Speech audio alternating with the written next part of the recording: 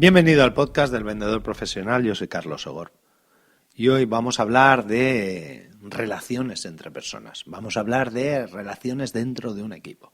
Y para ello vamos a utilizar el estudio Aristóteles que hizo Google. Entre todos, Google es una grandísima empresa y aprovechó pues su alto poder computacional y su alto poder de control, por así decirlo, de las acciones de sus usuarios para realizar un estudio sobre las relaciones o el desempeño, más que las relaciones, el desempeño en un equipo, para saber cuáles eran las cosas que conseguían el mayor desempeño en un equipo.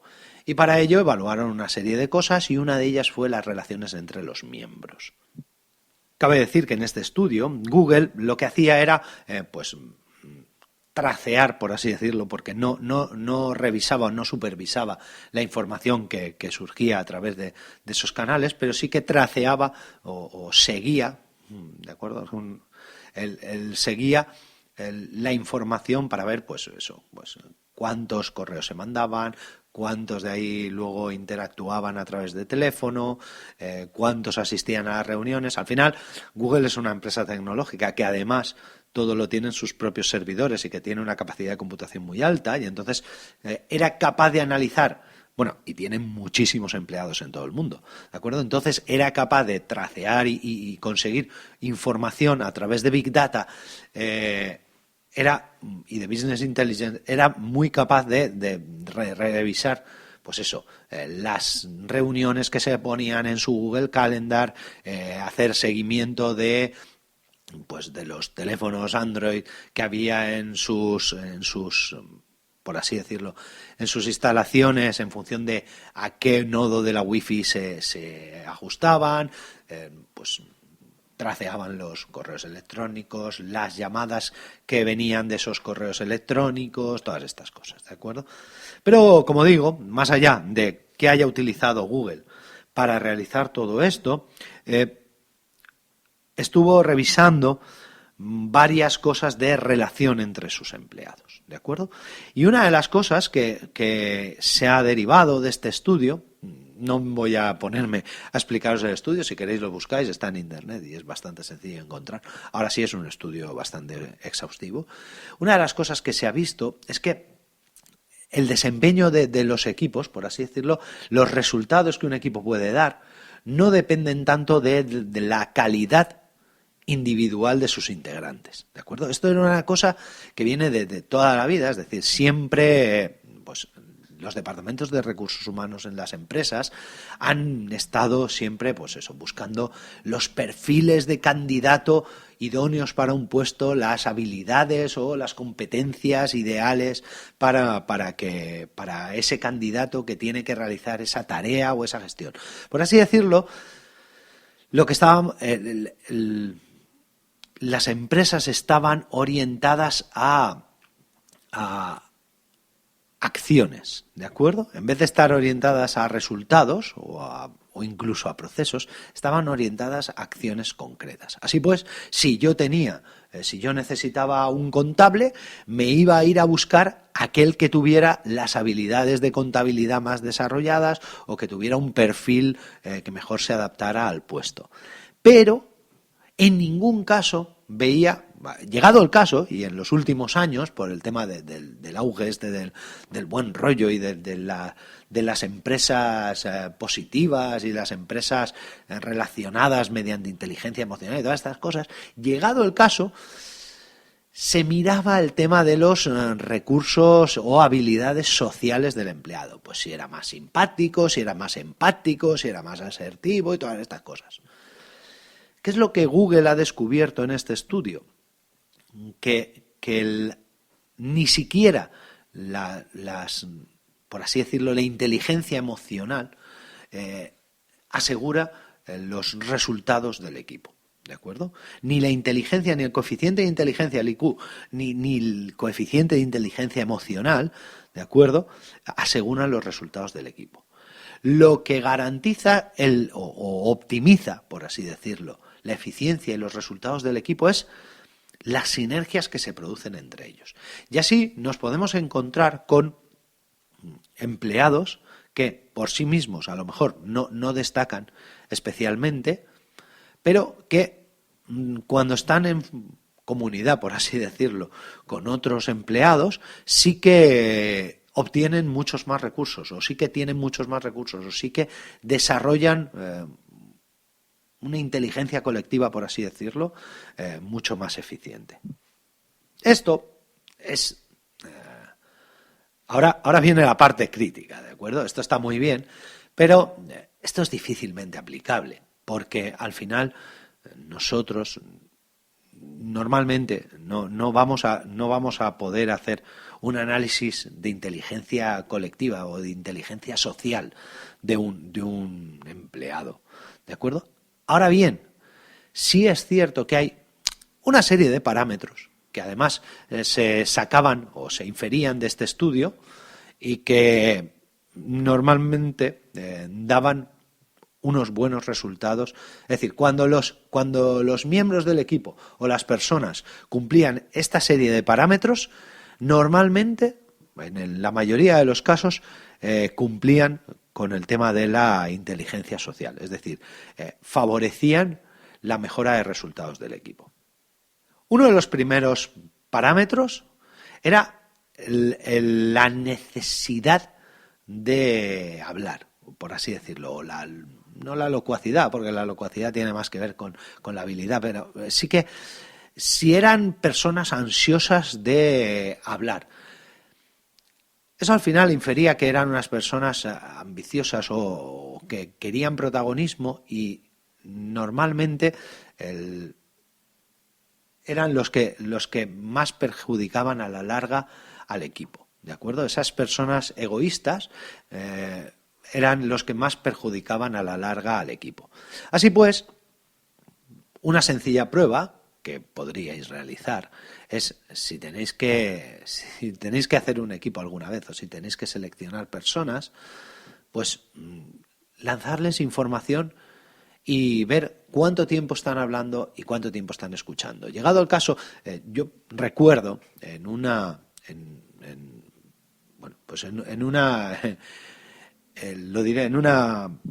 selección de vendedores que tuve que coordinar, uno de los ejercicios que hacíamos era el poner a los 4 o 5 preseleccionados, por así decirlo. Sí es cierto, y ahí no sé si entonar el mea culpa, pero en mi caso sí que me gusta hacer una preselección en base a capacidades, ¿de acuerdo?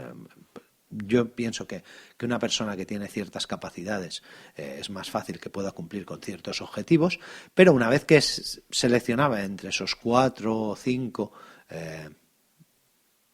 vendedores, lo que hacía era los sentaba a todos en la misma sala, ¿de acuerdo?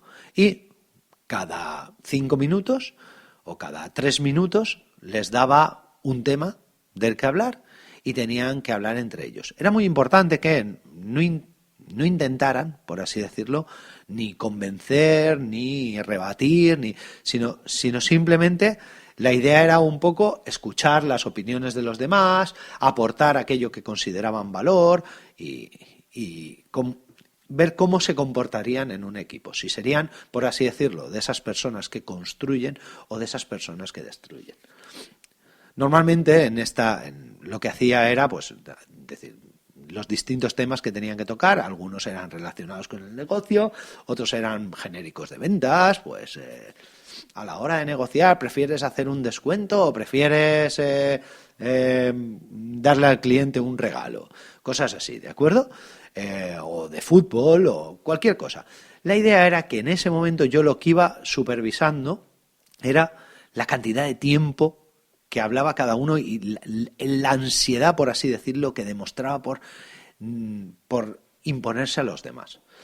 ¿Qué es lo que pasa? Que en función de cuanta más ansiedad generaran o cuanta más ansiedad tuvieran o se les viera, o cuanta más necesidad de hablar tuvieran, menos puntos conseguían. ¿De acuerdo?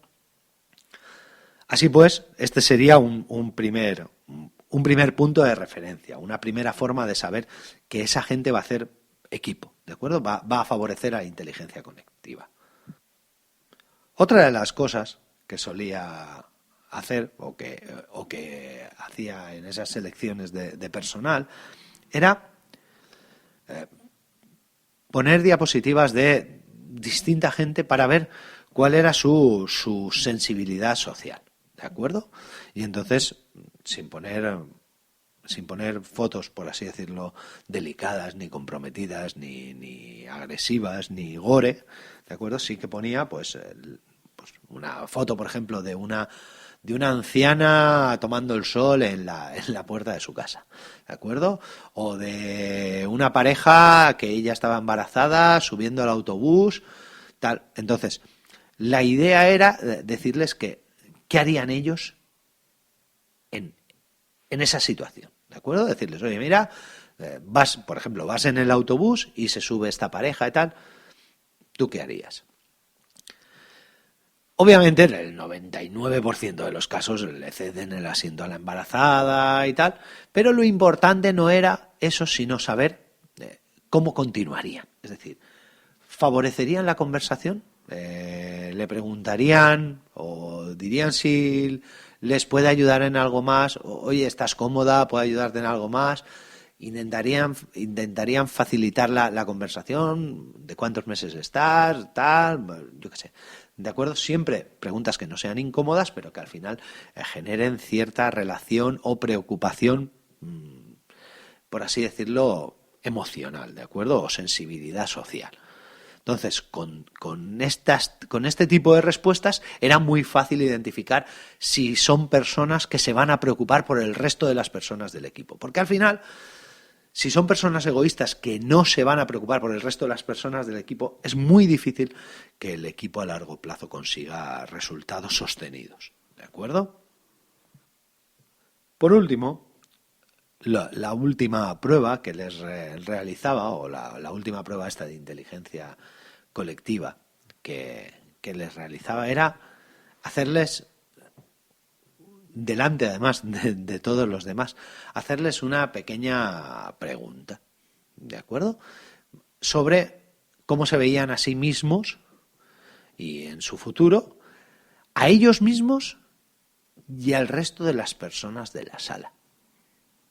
¿De acuerdo? Es importante que no hablen solo de dónde, no sea el típico ejemplo de oye, tal, ¿dónde te ves tú dentro de 5 años? ¿O dónde te ves dentro de 1 año? Sino delante del resto de personas que dijera dónde se ven ellos y dónde ven a los demás. Porque de esa forma lo que vamos a descubrir también, con este ejercicio, lo que hacíamos era descubrir también su habilidad para mantener, por así decirlo, el buen rollo con el resto de la gente. ¿De acuerdo? Si veíamos que lo pasaban mal, que se quedaban enganchados. A ver, no era tanto para que nos engañaran y nos dijeran, ay, pues yo me veo como jefe y a este lo veo como segundo de a bordo, no sé qué tal. Era más ver la decisión con la que se referían a los demás y a ellos mismos. Es decir, no tenía tanto que ver con el egoísmo, sino con, llegado el caso, la capacidad que tiene de hablar bien de otras personas o de dar feedback a otras personas. Este ejercicio muchas veces lo complementábamos con otro ejercicio que era el decirle que dijera algo en lo que él pensaba. Si por ejemplo, le decíamos, vale, si pudieras corregir una de las cosas que has hecho en esta entrevista, o si pudieras cambiar algo de lo que has hecho en esta entrevista de trabajo o en esta selección, ¿qué cambiarías? Pero luego además le decíamos, vale, ¿y qué le dirías a cada uno de tus compañeros que podrían mejorar, en tu opinión, para sus siguientes selecciones o entrevistas de trabajo, o que no te ha gustado o que podrían mejorar de lo que han hecho en estas entrevistas o en esta selección? ¿De acuerdo?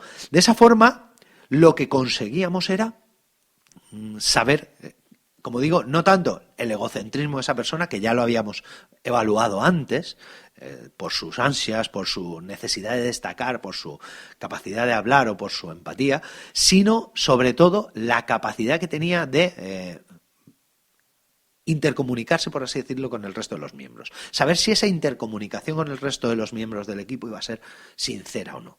¿De acuerdo? Si iba a ser capaz de dar feedback de forma asertiva, si iba a ser capaz de identificar los puntos positivos y los puntos negativos de sus compañeros, si iba a ser capaz de identificar sus puntos positivos y negativos propios y si iba a ser capaz de ayudarlos a los demás a crecer dentro del equipo y ayudarse a sí mismo a crecer dentro del equipo.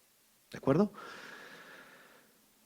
Creo que, o espero que con estos consejos, si tenéis que hacer una selección de vendedores al final del día, pues os sea un poco más sencilla, ¿de acuerdo? Al menos sí desde el punto de vista de la construcción del equipo. Esto además sirve para cualquier persona, no solamente para equipos de vendedores. En cualquier empresa, al final, yo siempre recuerdo esta frase de que si quieres ir rápido, ve solo, si quieres llegar lejos, ve con gente o haz un equipo o monta un equipo o desarrolla un equipo. Pues esto es lo mismo, ¿de acuerdo? Se trata de desarrollar un equipo, pero como digo, hoy el leitmotiv del podcast, del programa, era el proyecto Aristóteles, y creo que estas tres pequeñas acciones, estas tres pequeñas ideas os pueden ayudar a crear y desarrollar un equipo que sea duradero en el tiempo y que además esté orientado a resultados y que además entre ellos no se entorpezcan, sino que se ayuden. La semana que viene y la siguiente voy a hablar también de desarrollo del equipo, ¿de acuerdo? Porque le prometí a un oyente de este podcast que iba a hacer un pequeño especial sobre cómo seleccionar vendedores, y este primer episodio iba un poco de cómo desarrollar un equipo que dure a la larga, pero la semana que viene y la próxima sí que realizaré la idea es realizar 2 programas específicos, primero sobre cómo poner una oferta o un anuncio para seleccionar vendedores que hay que buscar y cómo interpretar exactamente los currículums que nos envíen, y luego otro episodio sobre el primer episodio sobre cómo hacer una oferta o una selección de vendedores, y el segundo episodio sobre cómo interpretar esos resultados o esos currículums para seleccionar al mejor vendedor. Nada más, muchísimas gracias por estar ahí y hasta mañana.